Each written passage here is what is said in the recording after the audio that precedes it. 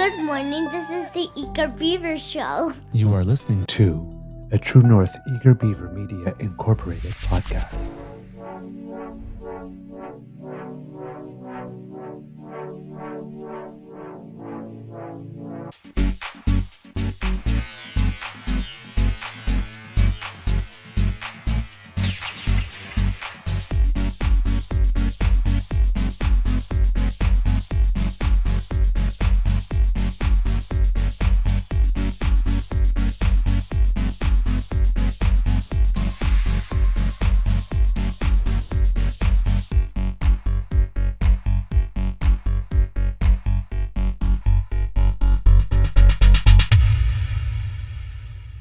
The True North Eager Beaver podcasts are proudly brought to you by our founding sponsors, the Misfit Mysteries from Corvid Moon Publishing, your source for science fiction, fantasy, and cozy mysteries featuring a broad diversity of characters, CanadianTarot.com, your uniquely Canadian online eclectic tarot community, and the Peppermaster, hot pepper sauces made from farm-fresh ingredients to thrill your taste buds and expand your mind.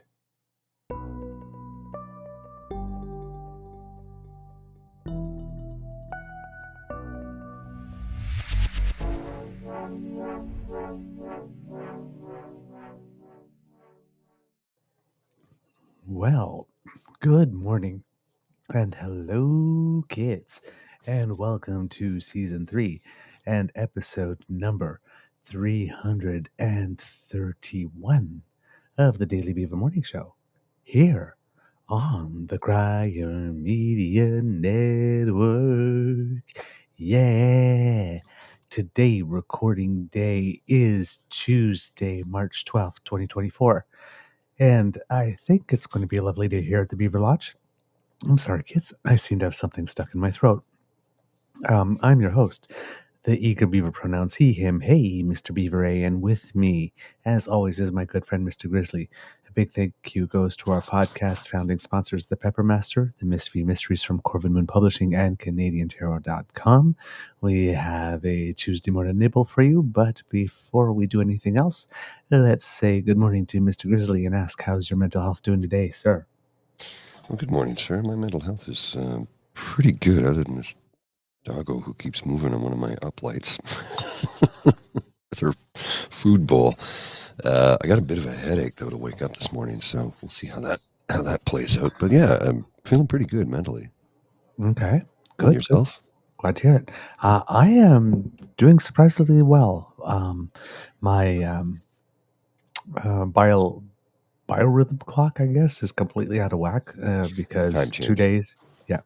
Well, 2 days out of the last 7, though, I've been getting home from stuff around 4:30 and stretching out and spending. Well, actually, no, 4:30. Yesterday was earlier. Yesterday was around 2 something, and I stretched out for a bit and ended up sleeping for 4 hours in the middle of the afternoon.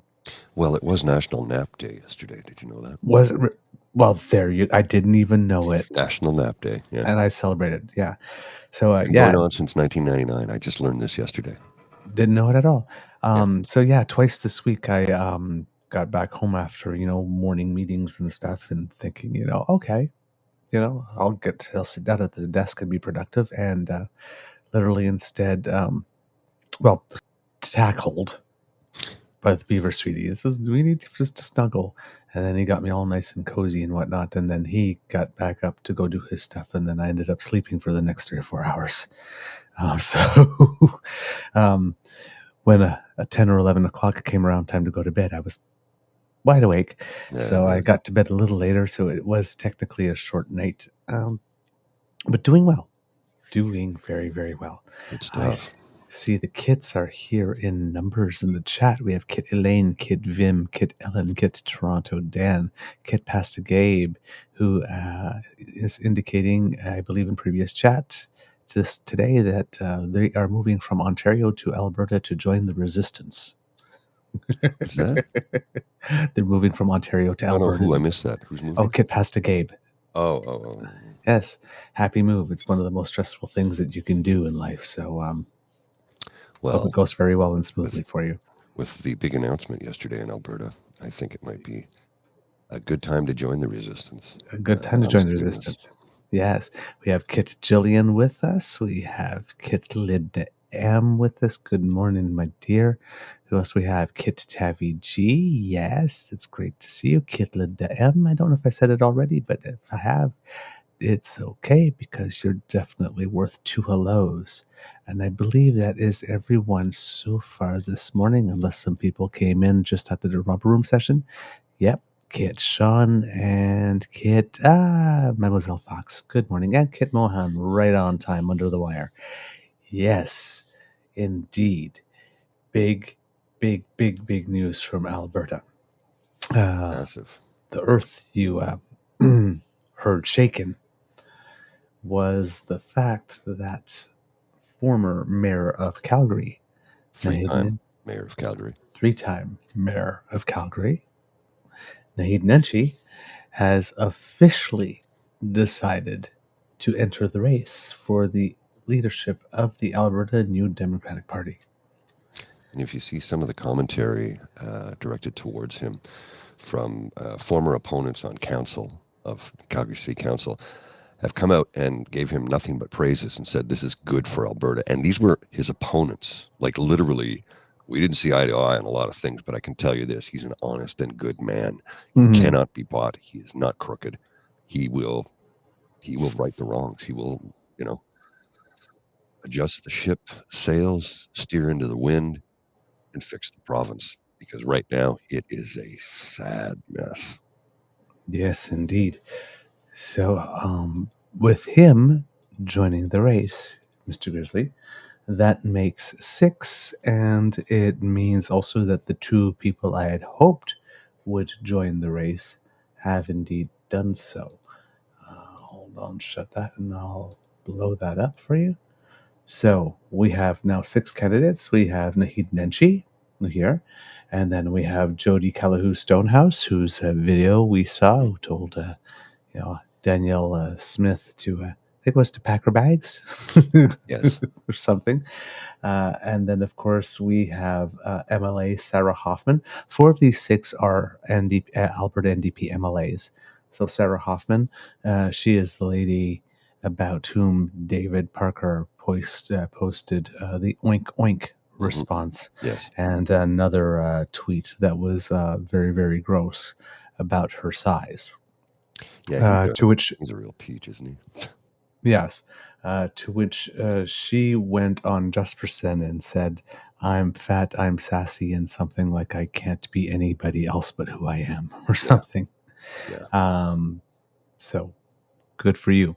And then we have Raki Piccoli. I hope I'm pronouncing that right, and Pancholi. No, sorry, Raki Pancholi, maybe, who is getting a lot of favorable press, I should say. We have Kathleen Ganley as well. And then number 6 over here, Gil McGowan, president of the Alberta Federation of Labor. Yeah, so that's an interesting entrant. Mm-hmm. Because I think, ironically, he'd get a ton of support. I don't know what his policy or platform would be, but I mean, he's a labor union leader, so NDP is a good fit for him. I don't know. This is a very strong field. It is a strong field. It is a strong field, and it's not going to be an easy decision for any of the delegates because, quite frankly, none of them is a bad choice. I say Naheed Nenshi to the rescue because we're all waiting to find out if he was going to run, and he is. I have his video here. We'll show it in a second. But it's a strong field. There's no weak links in that chain. So put it this way. In your lifetime, because we're not that different in age. No. Did you ever think you would ever see a race for the leadership of the Alberta NDP that would have 6 strong candidates tripping over each other to try to get this is a prize people want? Well, I mean, I'm still in a little bit of state of shock over the fact that Rachel Notley was elected premier of the province of Alberta. But you know why that was. And yes. I spoke to a friend of mine who was running for the Conservative Party federally, and she didn't get elected, but that's neither here nor there. And now she's kind of had her eyes opened as to what's going on there, because somebody who wanted to represent her and help her campaign was Jerry Chipper. Ooh. So she didn't know who he was, and I've informed her as to who he was, and she's like, oh my God, I got out just in time. Somebody else attached to her campaign at the time was Candace Bergen, because they had worked together. So I pulled the veil back and showed her a lot of things, and she just sort of went, well, I got out of there right in time. But while she was campaigning for a federal seat, the interesting feedback she got from a lot of people on the doors she knocked in Calgary, where she was living at the time, was that she'd knock on the door. I'm a progressive conservative candidate. Oh no, you provincial conservatives have screwed us over for the last 50 years. You're never getting my vote. She goes, no, I'm running federally. Oh, let's have a chat. She said she encountered that so often. So Danielle Smith got in because she ousted Jason Kenney, and Jason Kenney got in because he's the United Conservative Party, not the Progressive Conservative Party. If it has conservative in it, they might elect it, but the traditional Conservative Party of the province of Alberta is, for all intents and purposes, dead, and has been for a number of years now, much like the Progressive Conservative Party of federally in this country. That's been gone since 2003. It's 20 years, right? So I think there are a lot of progressives in the province of Alberta. A lot of progressives, a lot more than people know. And there's a lot of people that just vote conservative because that's what they always did. They don't even know who's running. They don't know what the platform is. They just know they should vote, so they go out and vote. So I can't hate on those folks. I mean, I always say make an informed vote, but at least you're casting a ballot. So do I get mad if you cast a ballot uninformed? I wish you were a little more informed, but at least you voted.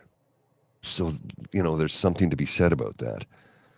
But to thinking that in my lifetime, the New Democratic Party would get elected and then be neck and neck for the next several years was not something I ever thought would happen in Alberta. But you can tell because, as more and more people immigrate to the province of Alberta from other parts of the world and from other parts of Canada, because the province is growing. They're just shy of 6 million.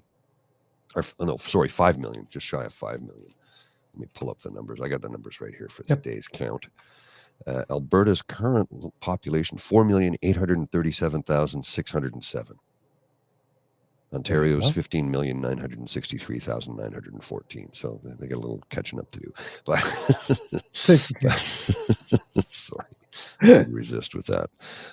But the province is growing, and a lot of people are moving there from, like I said, different parts of the world and different parts of Canada. And the people that are moving there, oftentimes with immigrants, you get a conservative sort of mentality, except that the Conservative Party there is not conservative politics as they see it.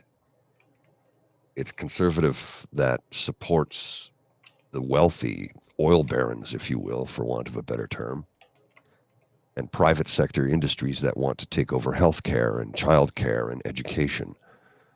And a lot of those folks aren't too excited about that, because you just move here, you're probably just starting out. Sure, you've got a little bit of money, but you're trying to get settled into a new job, into a new country, into a new neighborhood, get your kids settled.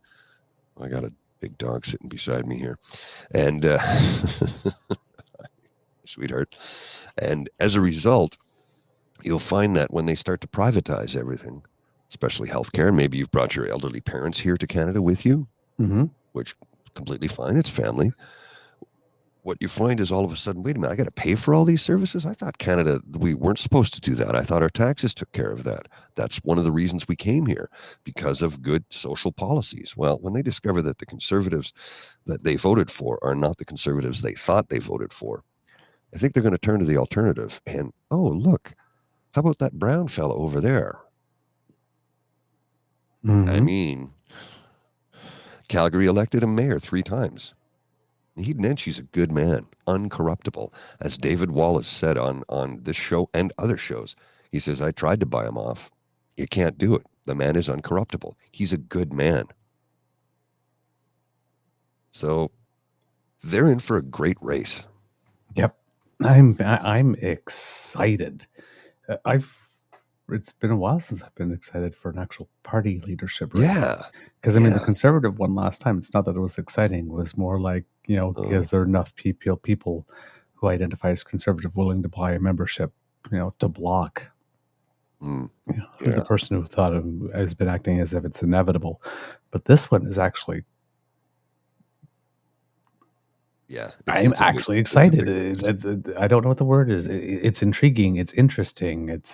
I can't wait to know what happens next. Will there be more people who enter?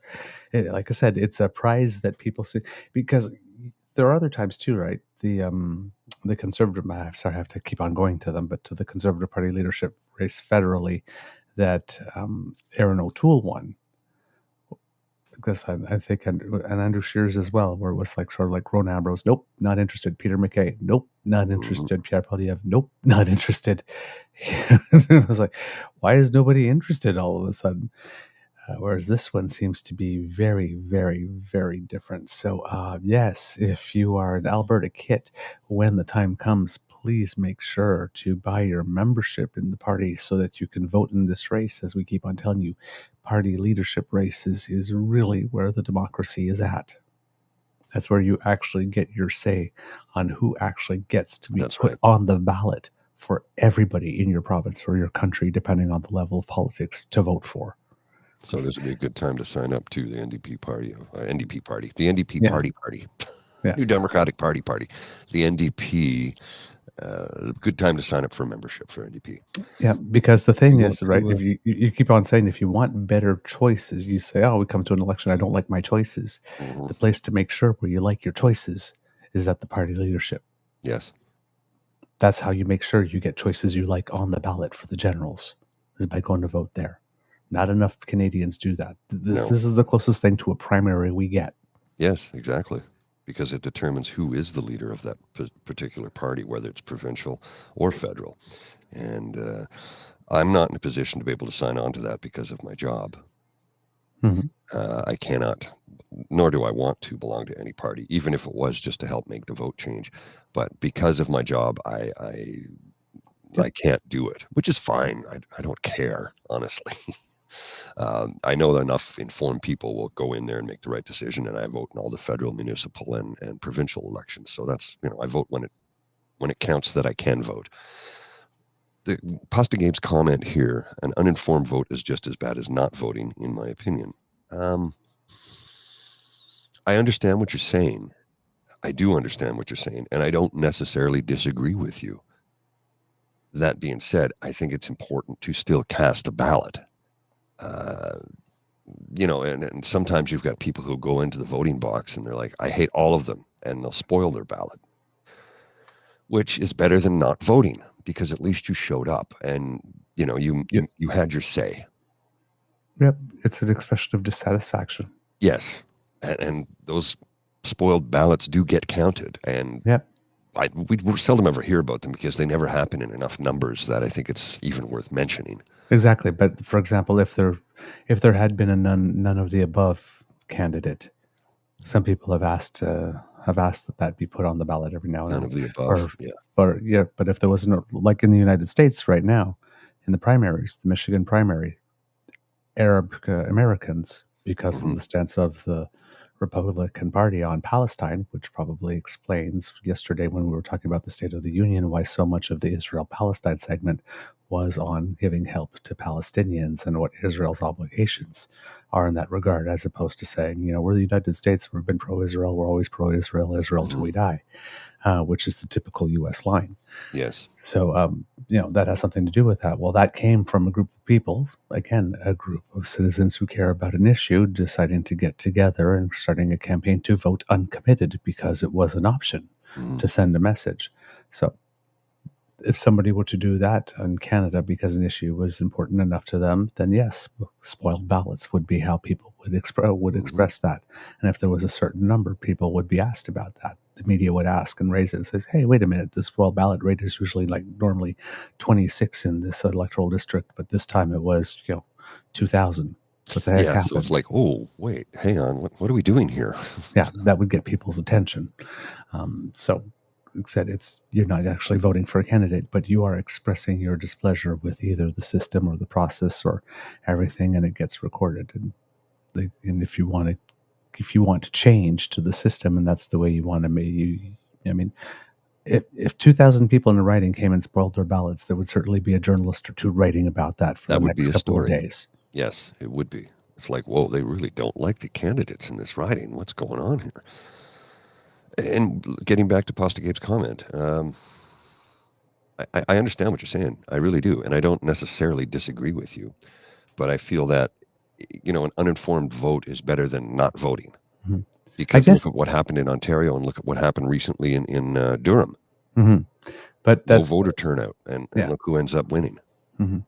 I think the thing about Pastor Gabe's comment that I like, and I get it, it's somebody was telling me a story about, I think I may have heard it on a podcast, about a family back in the day, because it was one of the times where Mulroney died, and there was a lot of talk about, that was the time where differences between liberals and conservatives were such that you could, as Jean Chrétien said, you could fight about it in the House of Commons and then go out and have a coffee or a beer later. Oh, yeah. And they often did. They often did. And it was like this household where the woman was voting liberal and the man was voting conservative, and every election day, they knew what each other's votes were, and every election day says, "Oh dear, you want to come to the polls and cancel each other out?" Yeah. So, it's an uninformed vote cancels out an informed one. Yeah. That's the way I kind of look at it in that sense. It's like I'm making all this effort to be informed, and it's like, really? You're just going to go, Doug Ford ate cheesecake, and I like cheesecake, so I'm going to vote for Doug Ford. Yeah. It's like, dude, all the hours I just put in. Yeah. But everybody has a right to cast a vote, no matter how uninformed. But why would you be uninformed when you have the choice to be informed? And today, I mean, come on. Do you know anybody who doesn't own one of these? Or a tablet? Or a desktop computer, or even so maybe you don't have any of those things, but you can go to the public library and use them. And guess what? Public library, you can sit there and read for hours, and they will not disturb you because it's a public property owned by the city that you reside in, and you have every right to be there. So you can go in and get yourself informed. You know what else they have at the public library that you might not know about? Newspapers from around the world. Ooh. So instead of sitting in front of a screen, if you want, you can relax in a chair with a cup of coffee and read the newspaper, which is a glorious Saturday morning thing to do. It is. It is.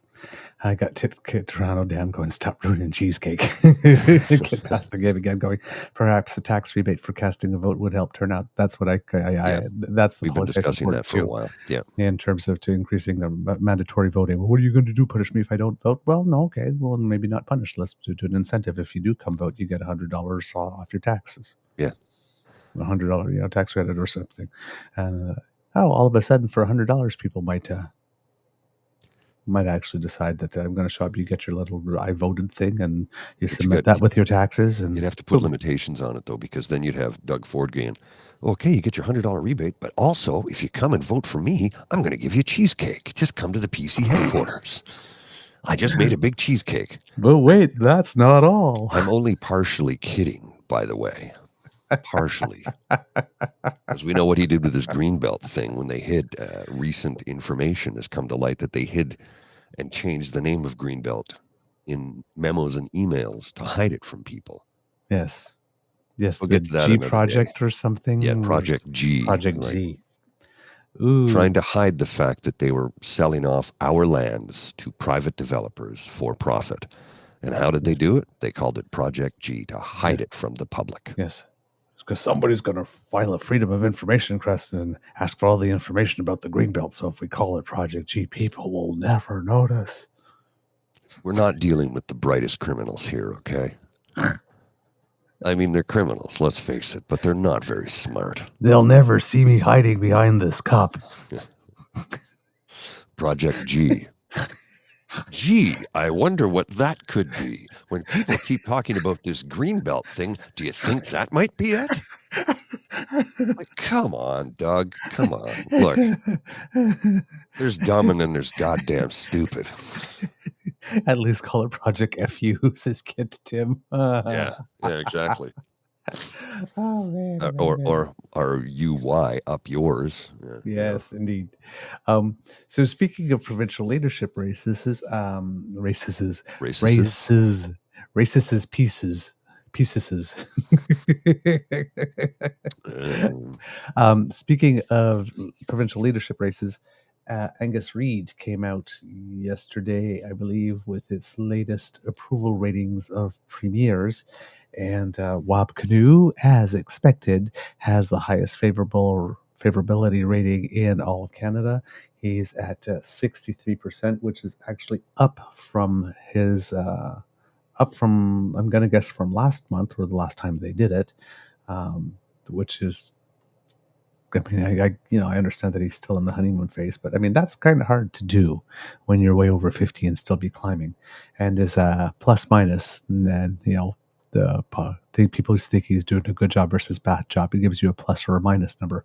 He comes in at plus 39.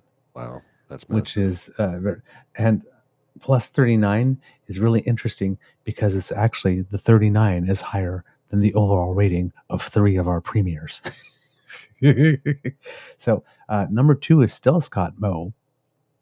How he keeps maintaining his personal number up, I have no idea. But if anybody watched the medal awards ceremony from the Briar, when he showed up to present the medals, he got very, very, very loudly booed. Really?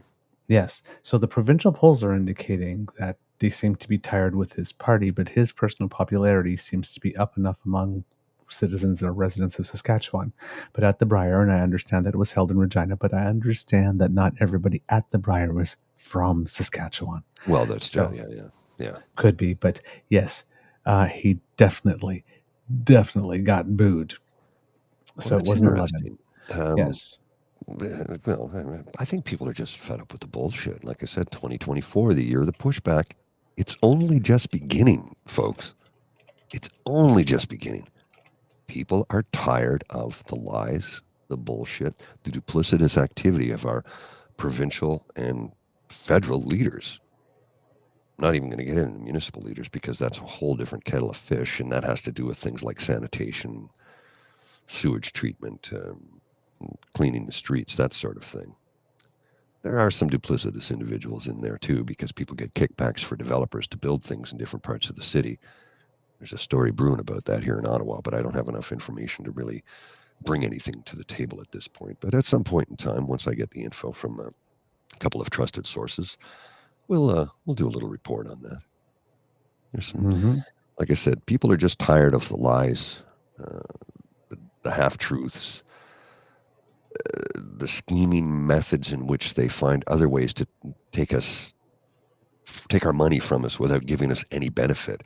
And most people, most reasonable individuals who understand how the system is supposed to work, especially those of you who have spent time traveling throughout Europe and maybe Scandinavia, for example, you discover that, taxes are not a bad thing if they're actually put to use. Yes. Like, I see the difference they can make. People in Scandinavia are happy to pay their taxes. Literally, they did a show on this on 2020 or 60 Minutes. One of the news magazine shows out of the U.S. and they were astonished, and the Americans were like, "Why I ain't paying taxes?" And everybody in Sweden, Finland, Norway, Denmark, no, we're happy to pay taxes, of course. Look at the schools that we have built here. Look at our healthcare system. Look at the social safety net we've built. Look at when I retire, I have a pension, not from my employer, but from the federal government, of which we all pay into. So it's a savings plan for when I get older. We pay for services with our taxes, and we expect them. I think because a lot of them have been redirected and cut back because I'm going to save you money on your paycheck, without telling you that now you have to pay for x-rays when you go to the hospital, or blood work when you go to the hospital, or all of a sudden you have to pay more for your kid to attend the same school that they've been going to for the last 4 years. What the hell is going on here? Oh, that savings on your paycheck is pennies, but the costs to your wallet is hundreds to thousands of dollars. Indeed. Well, and you can represent that right now from the excise tax on alcohol, which is going to be 14 cents on a case of beer, or It's 3 cents a can. the carbon tax, the carbon regulatory free increase, which isn't even a penny Oh yeah, no. So per yes, liter of gas. right. And It's if you scale both of those back, like, that's going to be the difference between you making your mortgage, paying rent, making sure that you have enough food or enough gas in your car, like this, or heating your home. It's I'm thinking in French, mais ça totalement pas rapport. Like, one has absolutely nothing to do with the other. In this case, the couple of pennies you're going to save from cutting those things is going to cost you way, way, way, way the hell more. You got 40 million people contributing into a pot in one way or another, versus you having to cover a cost alone. It's like, and that's what people fail to understand. Yeah. It's a couple of pennies off your paycheck, but guess what? The savings that you actually get by having proper social services in place is massive, especially when it comes to a federal or provincial level, because they can purchase those services at a better rate. This is why this National Pharmacare program, even staunch progressive conservative friends of mine have said, no, this is a good plan. It's not there yet. They don't like the way it's being rolled out, that it's only two things. They're like, it should have been more from the beginning, but the plan is good because they recognize the federal government has bigger purchasing power. So we can get it cheaper. And Tavi, that is my new background is from the pub, actually. Yep, indeed. So continuing on with the Angus Reid data, we have Premier Eby of British Columbia, who's in third, going into an election this year at 48%. And Danielle Smith is at 47%. But here's the interesting thing about her. She is both the most loved and most hated premier, because her net positive is -1. Wow. So she's like, literally, there's as many people anyway, when you have like a 0 on the nose, that's as many people don't like you as do like you. Yeah. And she's just -1. Smith is at 8. And then at the bottom of the list, the 3 most unpopular premiers are Doug Ford and then François Legault. And François Legault, that's a big drop over the last few months. Doug Ford's at 34% and Legault's at 32%. So they're plus or minuses. Ford's at -29 and Legault's at -30. Oddly enough, for Ford, it's the opposite of Scott Moe. While Scott Moe's party looks like it's about to do bad in the polls while he's still popular, Doug Ford is unpopular, but the Conservatives are still slated to win a majority if there was going to be an election. A slim majority, but still slated to win a majority at the moment. François Legault comes in at -30 on the plus minus. And the person who has the title for the worst plus minus and the least popular premier happens to be the current premier, but hopefully not for long, of New Brunswick, Blaine Higgs. He comes in at 31% public approval, and his plus minus is -33, which means that his minus number is actually higher than his approval number. So that means he's like despised almost like 3-1, 2-1. Wow. Well, not 2-1. The 2/3 disapprove. I read something yesterday about Angus Reid. Okay. Quick footnote. I read something about Angus Reid that he's a former Progressive Conservative Party member, and I think he ran for a position at one. Again, I haven't had time to look in. It was quickly in passing. But what this commenter had to say was interesting, and I do not know this to be true, but possible, because we've seen him say some pretty outlandish things lately online. But one of the things this commenter had to say was he only polls conservative households. I'm like, really? I suppose he would have the information to know, but really? That would not be good for your data and not be good for your reputation as a pollster. I would be surprised if that is the case, because, again, when you're a pollster, your methodology is your trademark or your intellectual property. And if your results are all bad, then that's, it's a reputational business. Yeah, I'd have a hard time believing that. But his is among, doesn't have the highest ratings Mhm. among the major ones among the aggregator 338. So whatever methodology or however their stuff is weighted, there are still some issues with it because most other polling companies rate better, the Legers and the Polaras and all of those.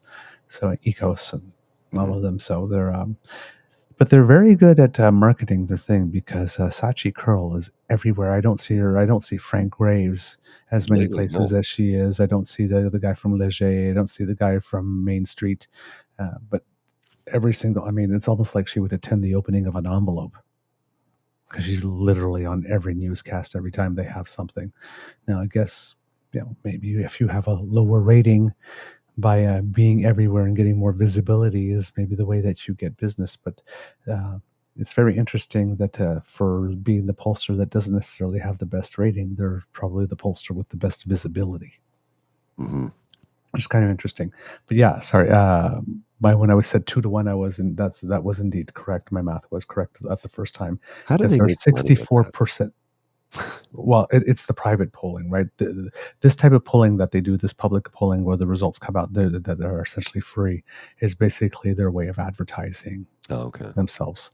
The quality of this gets other people to come in and do, actual surveys where they put in, other questions than these, or, and political parties to when they do their internal polling, and companies and corporations want to poll or do focus testing for their, that type of stuff. So this is basically, like when you go to the corner store and milk and bread is always, relatively low price or equivalent to the grocery store, as opposed to the box of KD, which, is like 3 times the price at the grocery store. So they use the milk and the bread, those two staples, as sort of draws. It's the same thing. The sort of horse race numbers is basically the draw. But when you're looking at Blaine Higgs, when you add the moderately and strongly disapprove, both of them are at 64% when you add them together, and the strongly approve and moderately approve are at 30, come in at 31. So yeah, by margin of 2-1, greater than 2-1, they dislike him, and his strongly approved number is only 7. And the 3 premiers that I mentioned, Premier Ford, Premier Legault, and Premier Blaine Higgs, are the only 3 premiers that have strongly approved numbers that are in the single digits. That's not good. That's really, really not good. So, Kits and Cubs, let's hope that the trend is Mr. Higgs, skip air quotes, friend, and that we can manage to flip that one. He needs to be turfed. He really needs to be turfed. In other news, Mr. Grizzly, when we're talking about the ArriveCAN thing, there was some questions about some companies that the Conservatives had done business with before and whatnot, and it was kind of hard to get it all straight.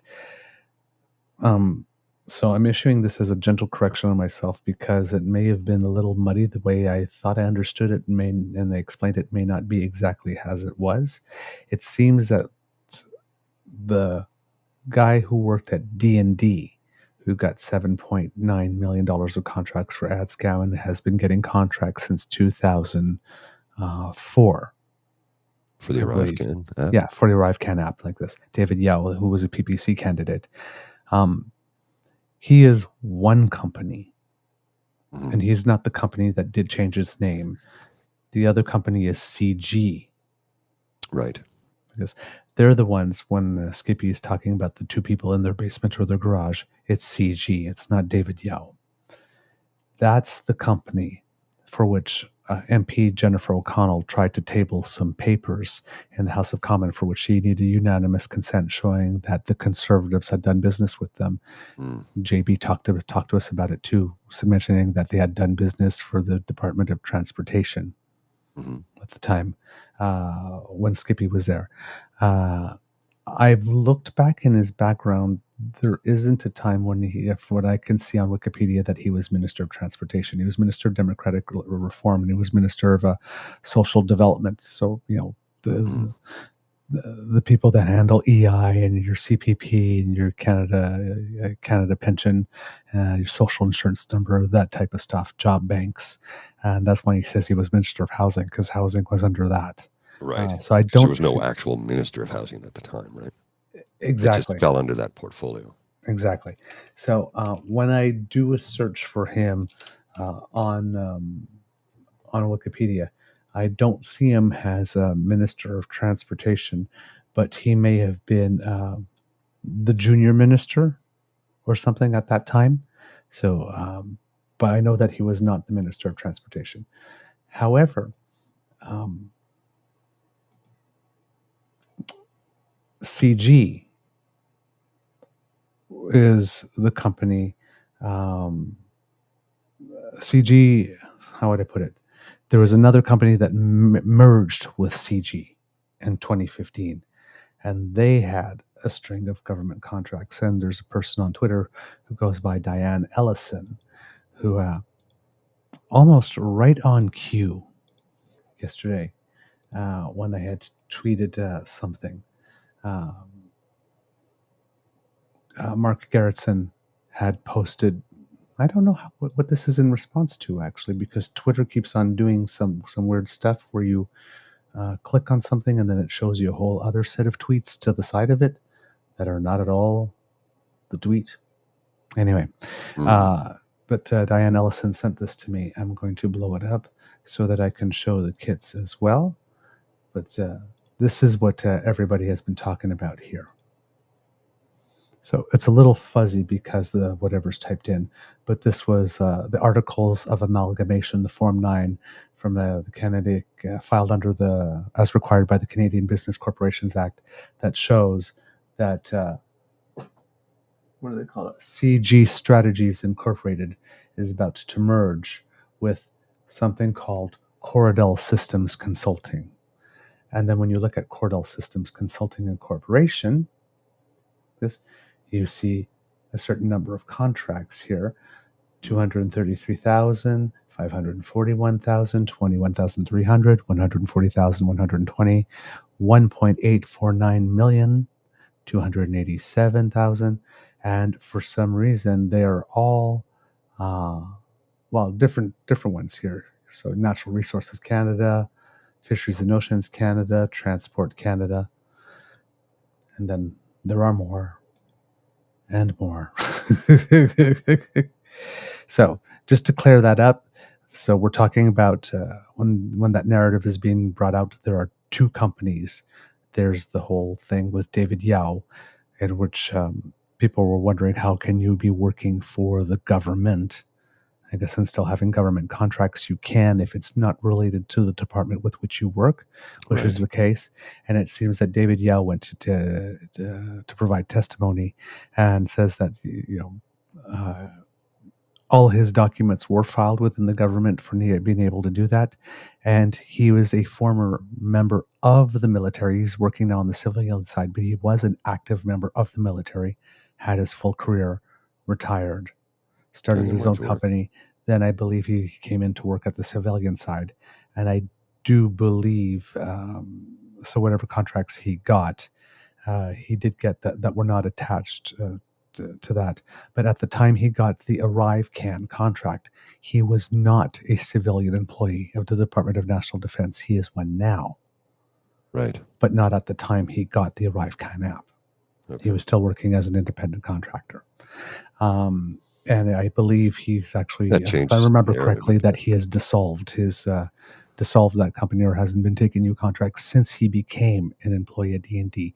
So he's not someone who was a public servant and was also had his company on the side. He had his company on the side and then came back to the public service.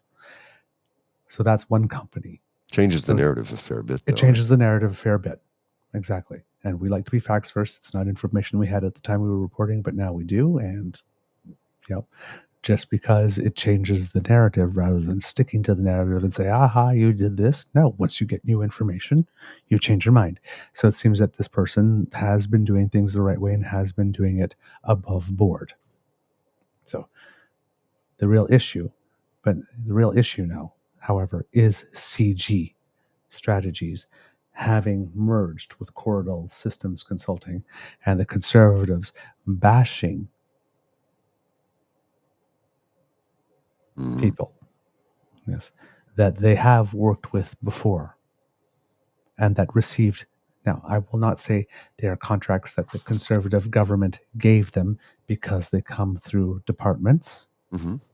Yes, And then they're and it bid, doesn't and mean you don't just doesn't mean that these contracts here that come from the departments, the one that's like $1 million, probably went up the chain all the way into the minister's office. But the ones that were $21,000, lower level managers have the authority to approve those without that having to go all the way up to the minister's office. right. So these are more likely, if we're going to be using precise wording, contracts that were given to the company while Conservatives were in power, and not necessarily contracts given to them by the Conservative Party, much like the $7.9 million ArriveCAN would probably have been a contract as awarded through a tendering process through the CBSA, and not one or through public service, but not through the Liberal Party of Canada or the Privy Council office or the Prime Minister's office. And let's remember to suggest or explain that the reason oftentimes contracts are just under a certain amount of money are just, go ahead and just approve it. The reason they do that is due to the fact that if it's below that amount, getting all the necessarily regulatory normal approvals, if you will, is cost prohibitive. It would cost more than what the contract is worth, so don't bother doing that. That's why they have that cutoff, right? Yeah, like if you're hiring a translator to translate something and it's going to be like $2,500. It's like when I was a manager, I had the opportunity to approve that to myself. Right. Because I didn't have to go to my supervisor to do that. No, because if you did, it's too much. Yeah, I think I had authority up to like $15,000 before I had to go up the chain. level. Yeah, on this one, but that's for clarity because we need to be clear on the story and make sure that things are clear. But there still is, when we say again the Conservatives throwing anyone under the bus, right? It is a company that received contracts during that time, and I don't know how long Conservatives can keep on throwing business owners like this under the bus. I mean, it's long past due that they get called out for it because, come on, man. Like, they just, again, how many times do we have to say it? They don't care. They'll just use anything they can. But at this point, this is destroying the name of people that are potentially doing good, honest work. Yes. Yeah. Again, they don't care. Who was the government at the time that the contract came out, even though the contract wasn't actually given by the government's office itself? Mm-hmm. It's just normal course of operations in a public service that serves 40 million people and has X number of departments and lots of contracts. I mean, on any given day, there are a lot of contracts that get signed between individual employers, businesses, independent contractors, self-employed people, and the government of Canada, and through its various departments. And very few of them go through the Prime Minister's office. Very few. Just because it's cost prohibitive, right? It makes no sense to do it. Yeah. Now, in another bit of sleuthing, also by Jennifer O'Connell, so whomever is being represented by her, you got yourself a good one here. But with regard to the whole brouhaha that Conservatives are trying to make with regard to Magnotta being transferred to medium security and Paul Bernardo earlier being transferred to medium security, it seems that the Conservatives keep on saying, well, this is as a result of that bail reform bill C-83 that Trudeau did. All these people. Well, Jennifer O'Connell decided to do a search and see how many, what were transfers to medium prisons like after Stephen Harper passed his version of that type of bill, C-10, back in the day. And well, lo and behold, that the C-10 came into an effect in 2012, and lo and behold, in 2012, 2013, and 2013, 2014, while Stephen Harper was in power, as a result of Bill C-10, as Pierre Poilievre would say, look at the number of people who got transferred from maximum to medium. There's a visual up there, Mr. Grizzly. Sorry, just a second here. I got a lot of things on my screen. My apology. There you go. In 2012, 2013, 291. In 2013, 2014, 319. And since then, the highest is 253 between 2022 and 2023. Always Every leaving out the single details. year that the current prime minister has been in power has been lower than the 2 first years after Stephen Harper's version of the bill came out. And there was not one conservative howling about somebody who got transferred from maximum to medium then. Funny how that works, huh?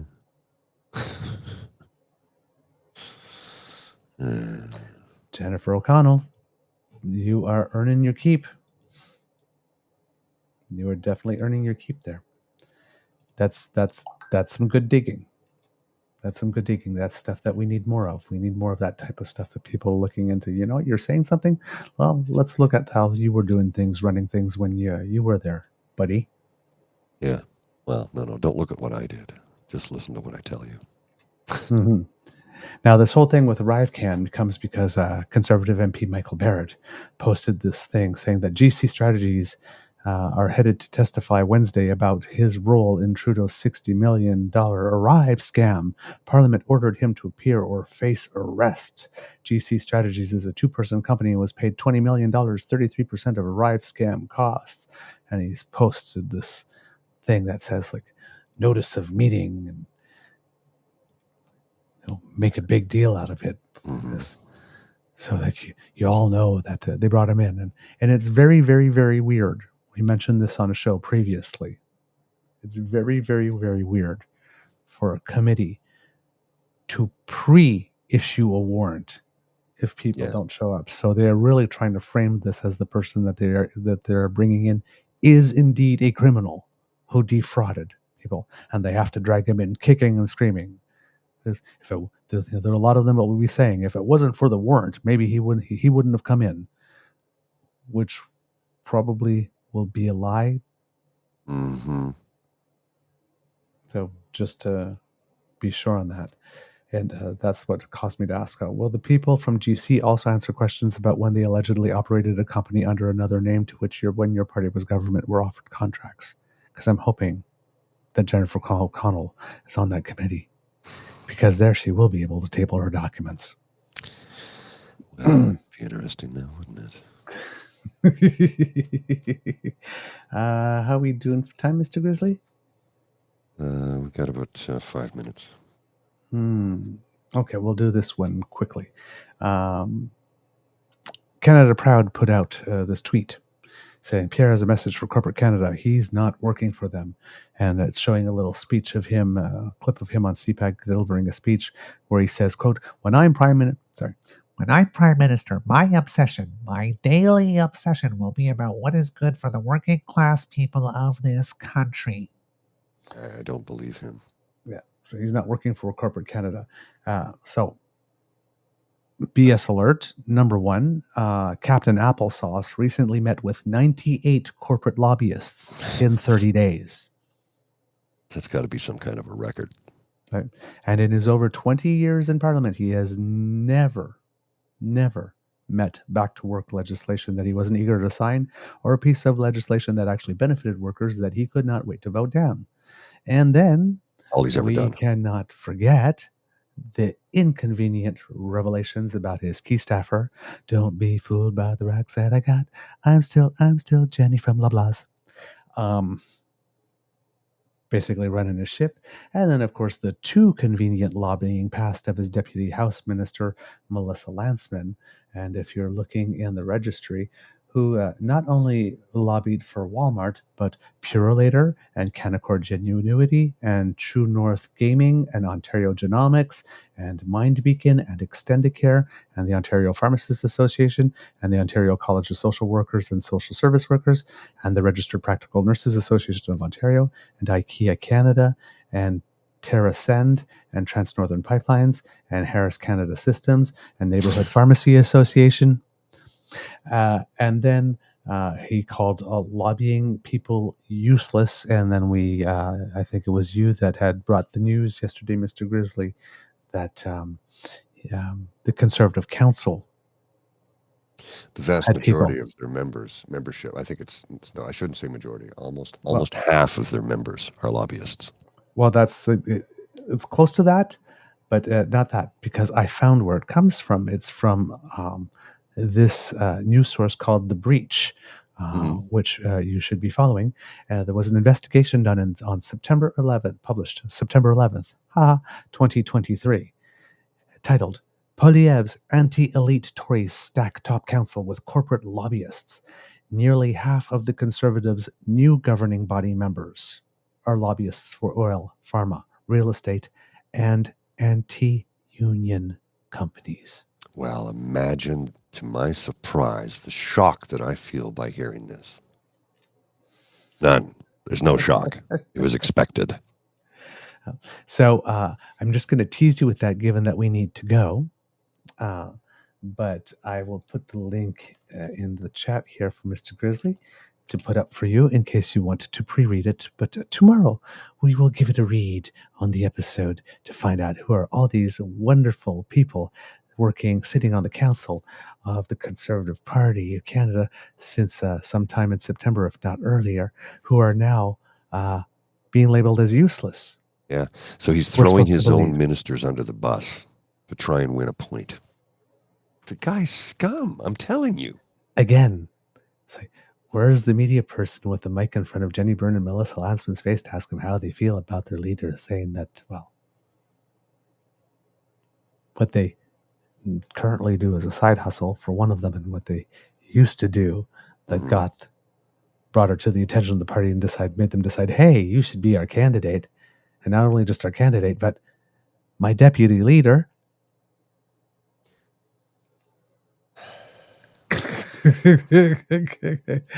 Has now suddenly made them think that all that experience makes them useless. Yeah.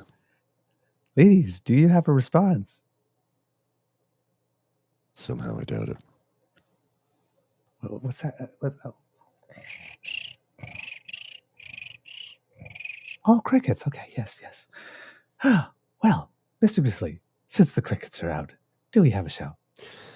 We do indeed, sir. We do indeed.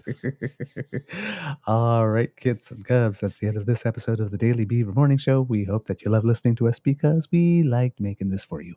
And because sharing is caring, please tell your peeps and poops all about us. Share the good word about our show because word of mouth is priceless. If you would like to make sure that you do not miss an episode, you do not have to. Thanks to the Ray Girl, she's fiery, she is fresh, she is fabulous, and she is fierce. And she has sponsored for a second year now our pod page site. So if you click the QR code that I'm sure Mr. Grizzly will make appear under my chin any moment here, or if you're listening, go to podpage.com/the True North Eager Beaver, lowercase letters with a hyphen between each one of those words. If you click subscribe there, you do not have to miss an episode. When we have one fresh off the bandwidth, it will get directly to you.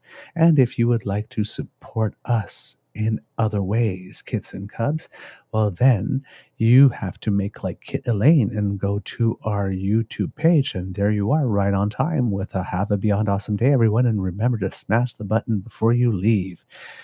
We have like, we have share, we have subscribe, smash 1, smash 2, smash 3. Hey, we love it when you smash with us. And if you would like to support us in yet other ways, the squiggly by Mr. Grizzly's head brings you to our Eager Beaver Lodge Emergency Hydration Fund. With there, you can drop off a couple of toonies or loonies to send your encouragement and support and make sure that we have the staff that we need in order to be able to produce this show for you. It's a labor of love, but of course, it's not free to do. So any help that you can provide us, if you enjoy the quality, if you enjoy us, if you enjoy the fact that we can make politics somewhat tolerable, palatable, enjoyable. Yep. Anything. Just any reason. If you like my hair, if you like Mr. Grizzly's hair, hey. Your eyebrows look smashing today, darling. I'm straining. I don't see any hair. Whatever the reason, we don't care the reason. If you want to throw us some money, we'll be happy. But again, as we always say, the gift of your attention is the most important gift, and we thank you very much for stopping in and listening to us today.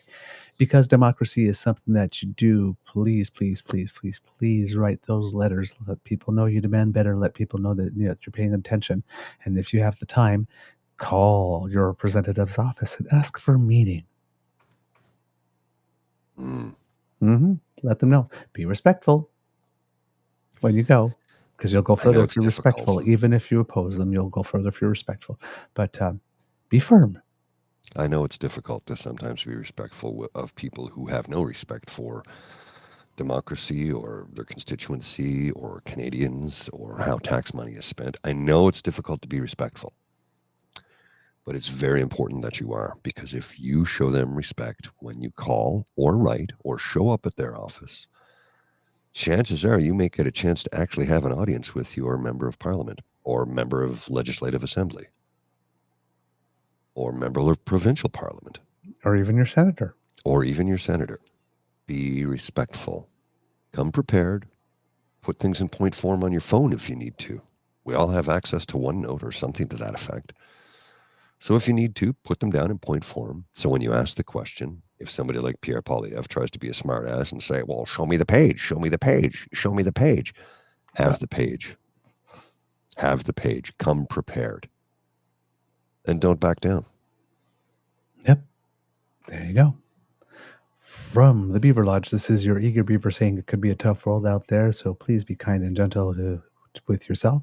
And thank you, Miss Shadika, for saying that my smile brightens your whole day. And thank you, my friend Kit Mike, for saying you should see it in person. His smile is even better. It's contagious. Aw, you guys are great. You guys are so good to me. Mohand is correct about that. My hair is consistent. Fabulously consistent. Just saying. Fabulous. That's a level. You see a bit of a green hue on me, right? All over my skin, my head, everything. That's just how it goes. Mr. Grizzly, do you have some words of wisdom, please? I think I kind of just delivered them a minute ago, actually, about being respectful when you contact your MPP, your MLA, your MP, or your senator. You know, come armed with water to put out the fire, and it will be successful to you. Indeed. Meshadka says, and Paul gives off the kind but take no shit older brother vibe. You both make me and many others feel welcome and safe. That's what we're going for. So thank you very, very, very much. All right, Mr. Grizzly, please cue the rooster. You are listening to a True North Eager Beaver Media Incorporated podcast. The True North Eager Beaver podcasts are proudly brought to you by our founding sponsors, the Misfit Mysteries from Corvid Moon Publishing, your source for science fiction, fantasy, and cozy mysteries featuring a broad diversity of characters. CanadianTarot.com, their uniquely Canadian online eclectic tarot community, and The Peppermaster, hot pepper sauces made from farm-fresh ingredients to thrill your taste buds and expand your mind. We are grateful to the Crier Media Network for its support, Pete Jarvis for our artwork, and Paul Joseph Something for our opening and closing sequence music.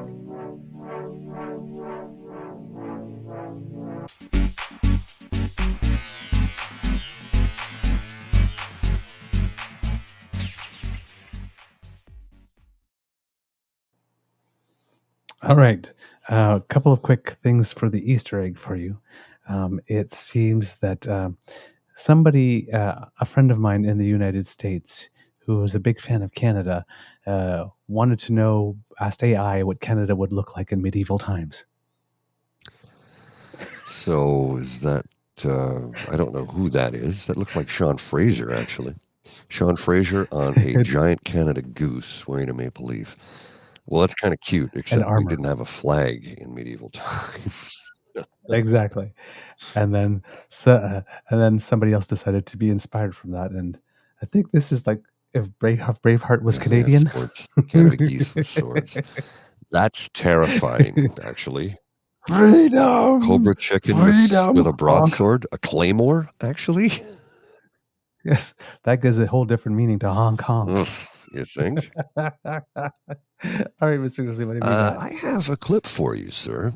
I don't know what. Why does it keeps reverting to that? I don't know why. This is the clip from the promo clip for those of you who've not seen it, from Naheed Nenshi announcing his candidacy for NDP party leader in the province of Alberta. Ooh. Pay careful attention to what he says about Danielle Smith. It's really interesting.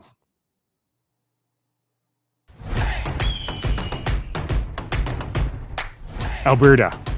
I grew up here, on this street in Northeast Calgary. So good to see you again. And just outside of Red Deer. My family were small business people. We lost everything in the 1980s recession. The nation is in its worst economic crisis in 50 years. And we had to start again with a little laundromat. Sometimes we were poor. Sometimes we were very poor. But we struggled. We worked hard. And ultimately, we found success here in this place. And we found that success because Alberta believed in us. I graduated from great public schools, including this one. I explored the city on public transit. I haunted the public library. I learned to swim very badly in a public pool. And the public healthcare system was always there for us. These strong public services shaped me, and they helped me build a great Canadian life. That's why, after working for businesses across North America and living around the world, I chose to come home, here to Alberta, to make my life. I worked hard in business, as a professor, and ultimately I was elected 3 times as mayor of Calgary. And our best days are still ahead. Serving for 11 years. During that time, Calgary was named the best city in the Western Hemisphere to live, and we kept our residential property taxes the lowest in the country. But things are so hard right now. Life is getting less and less affordable. Our utilities and insurance bills are through the roof. Too many of us don't have a family doctor. We don't know if the ER or the ambulance will be there when we need it. Our kids' classes are getting bigger and bigger. Our summers are filled with forest fire smoke, and all of us feel the impacts of floods and of droughts. What we need now is smart, credible government. We need a government that respects us. We need a government that we can trust. And sadly, we don't have it. Danielle Smith and her government are not only incompetent, they're immoral and they're dangerous. The only things they know how to do are pick fights and waste money. And while they indulge themselves and their friends, life gets harder for all of us. But it doesn't have to be that way. There is a choice, a better choice. Alberta's New Democrats are that alternative, a party based on values we all share, Alberta values. With your help, we can build on the tremendous legacy of Rachel Notley and all of those who have worked hard for this party. That we would provide health care for every man, woman, and child. Together, we can beat Danielle Smith and the UCP. We can restore public education. We can protect and improve public health care. We can strengthen our economy and we can build prosperity. We can make life more affordable. We can safeguard our seniors and the most vulnerable. We can save lives. And we can do it together, today. Please go to nenshi.ca to buy your Alberta NDP membership and let's get started. We can do this for Alberta, for all of us. I'm Naheed Nenshi, and I'm running to be leader of the Alberta NDP and your next premier. Well, I don't know about you, but I am fired the hell up after that. Well, that's how you talk about kids. Shots fired from a howitzer. She's incompetent, immoral, and wow. Like, wow. And only there to indulge herself and her friends. I mean, that's the one that's the you line. You want to talk shots fired? Oh, he is not fucking around. Ho, ho, ho. Merry Christmas. God damn. We got to get an interview with Mr. Nenshi. Oh, I would love I'm going to see if I can pull a string or two with friends who know him personally. see if we can make something happen. I'm going to send out the request today. Say, listen, any chance in hell you could connect me with so-and-so who could put me in touch with Naheed Nenshi, because we would love to have him on the show. I think he'd be a great interview. And then I'll send along the interview with Susan Holt, with Mark Gerritsen, and with Senator Patrick Brazeau. You know, it's just sort of a, oh, by the way, here's some examples of our work. Yep. That's a good idea. I fully approve. Thank you. Got to do some digging. I got to get to the office, though. I will see you later. So you guys have yourselves a great day. Merry Christmas, Alberta.